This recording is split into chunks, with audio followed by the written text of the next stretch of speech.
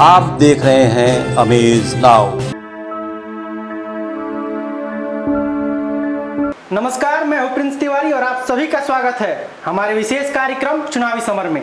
आज हम आपको दिखाएंगे आजमगढ़ और रामपुर के चुनावी समर का परिणाम।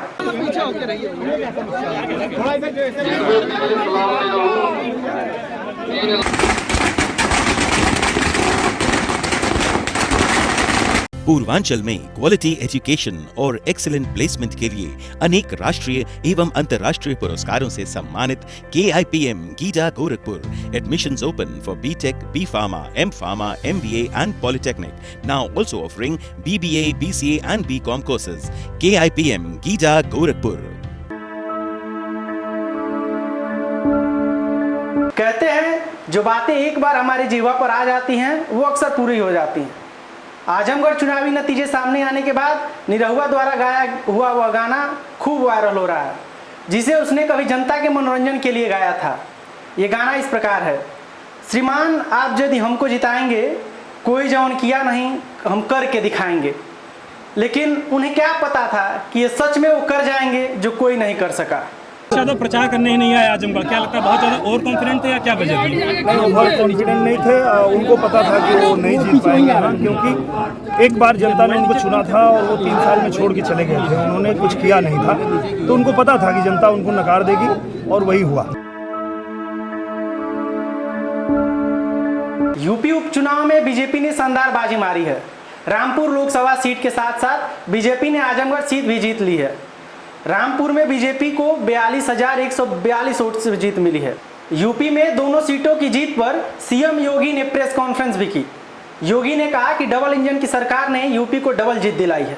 ये बीजेपी के सुशासन का असर है। आगे योगी ने कहा कि यूपी की जनता ने उपचुनाव में बीजेपी को जिताकर एक दूरगामी संदेश दिया है।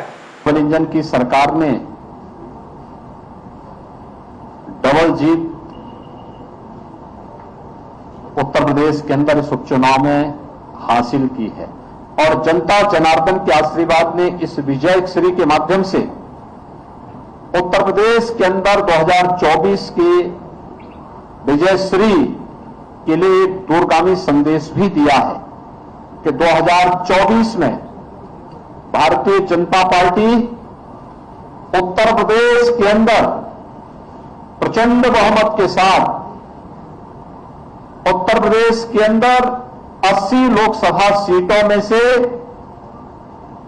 80 सीटों की ओर विजय श्री की ओर अग्रसर हो रही है। यह आज की विजय ने यह संदेश बहुत स्पष्ट रूप से सभी के सामने प्रस्तुत किया है। रामपुर से बीजेपी ने घनश्याम लोधी को और सपा ने असीम रजा को उम्मीदवार बनाया था। वहीं आजमगढ़ से बीजेपी ने अभिनेता दिनेश लाल यादव निरहुआ को, जबकि सपा ने धर्मेंद्र यादव और बहुजन समाज पार्टी ने शाह आलम उर्फ गुड्डू जमाली को उम्मीदवार बनाया था। बसपा रामपुर में चुनाव नहीं लड़ी। आजमगढ़ से 2019 के लोकसभा चुनाव में अखिलेश यादव जीते थे, तब भी बीजेपी ने निरहुआ को टिकट दिया था। रामपुर से 6 और आजमगढ़ से 13 उम्मीदवार मैदान में थे। आजमगढ़ में लगभग 18 लाख और रामपुर में लगभग 17 लाख मतदाता हैं। रामपुर में लड़ाई बीजेपी और सपा के बीच, जबकि आजमगढ़ में यह मुकाबला त्रिकोणीय हो गया था। मुख्यमंत्री योगी आदित्यनाथ ने जहां इन दोनों ही सीटों के उपचुनाव में भाजपा प्रत्याशियों के पक्ष में सभाएं की, वहीं सपा अध्यक्ष अखिलेश यादव ने एक भी चुनावी रैली में हिस्सा नहीं लिया। अब तक आजमगढ़ और रामपुर लोकसभा क्षेत्र के सपा मजबूत गढ़ माने जाते थे। आजमगढ़ में लगभग 50% और रामपुर में लगभग 42% मतदान हुआ था। समाजवादी पार्टी का गढ़ कहे जाने वाले आजमगढ़ में भारतीय जनता पार्टी ने बड़ा उलटफेर किया है। लोकसभा उपचुनाव में भोजपुरी सुपरस्टार भाजपा प्रत्याशी दिनेश लाल यादव निरहुआ ने समाजवादी पार्टी के प्रत्याशी धर्मेंद्र यादव को पछाड़ दिया है। दिनेश लाल यादव 8,679 मतों से विजयी घोषित हुए। अब आपको बताते हैं कि किसको कितने वोट मिले। भाजपा को कुल 3,12,768 वोट, सपा को 3,04,089 वोट और बसपा केवल 2,66,210 वोटों में ही सिमट गई। रामपुर आजमगढ़ उपचुनाव में सपा की हार पर अखिलेश यादव क्या बोले, हम यह भी आपको बताते हैं। बीजेपी के राज में लोकतंत्र की हत्या की क्रोनोलॉजी। नामांकन के समय चीरहरण, नामांकन निरस्त कराने के लिए षड्यंत्र, प्रत्याशियों का दमन, मतदान से रोकने के लिए दल बल का दुरुपयोग, काउंटिंग में गड़बड़ी, जनप्रतिनिधियों पर दबाव, चुनी हुई सरकारों को तोड़ना। आखिर में अखिलेश यादव कहते हैं कि ये आजादी के अमृतकाल का कड़वा सच है। अरे जो पूरे चुनावी अखाड़े में एक दिन अपने प्रत्याशी के लिए समर्थन में नहीं उतरे, वो अब काहे के लिए प्रशासन को दोष दे के रो रहे हैं? वो अब काहे काउंटिंग में गड़बड़ी दे के रो रहे हैं कि इसके पहले ईवीएम था, अब प्रशासन और काउंटिंग में ही गड़बड़ी हो गई। लेकिन आइए एक बार फिर हम लोग रामपुर को अपना गढ़ बताने वाले आजम खान साहब को सुनते हैं, फिर आगे बढ़ेंगे। चुनावी नतीजे कहाँ है? चुनाव था ही कहाँ? इसे ना आप चुनाव कह सकते हैं ना चुनावी नतीजे कह सकते हैं। 900 वोट का पोलिंग स्टेशन और 6 वोट बस्ती है मुसलमानों की, 500 का पोलिंग मोहल्ला है मुसलमानों का, 1 वोट। आजम खान की बातों को सुनकर तो यही लगता है कि आज भी चुनाव को सांप्रदायिकता के भरोसे लड़ रहे हैं। तो मैं आजम साहब को बता देना चाहता हूं कि प्रदेश की जनता विकास के नाम पर मतदान कर रही है, जाति बिरादरी देखकर नहीं। प्रदेश की जनता अपने शिक्षा, सुरक्षा और स्वास्थ्य के लिए मतदान कर रही है, अपने जाति बिरादरी के ठेकेदारों के विकास के लिए नहीं। तो यह थी चुनावी समर के नतीजे। हम आपको ऐसे ही और रोचक तथ्यों से रूबरू कराते रहेंगे। देखते रहिए अमेज नाउ।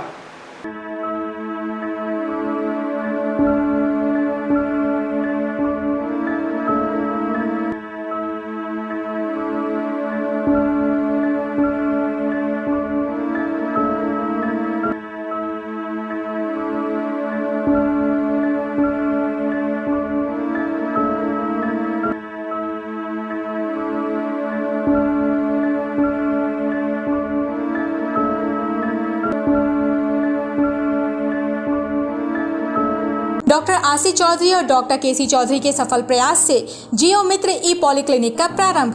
जियो मित्र ई पॉलीक्लिनिक के ब्रांड एम्बेसडर गोरखपुर सदर सांसद रवि किशन शुक्ल की देखरेख में एम्स, दिल्ली, पीजीआई, चंडीगढ़ और देश के 350 से अधिक योग्य कुशल डॉक्टर्स की टीम द्वारा उचित परामर्श और इलाज की सुविधा मात्र 150 रुपए से 500 की फीस के साथ। याद रखें, रिसेंट पॉलीक्लिनिक, बिछिया ताड़ी खाना चौराहा, गोरखपुर। आप देख रहे हैं अमेज नाउ।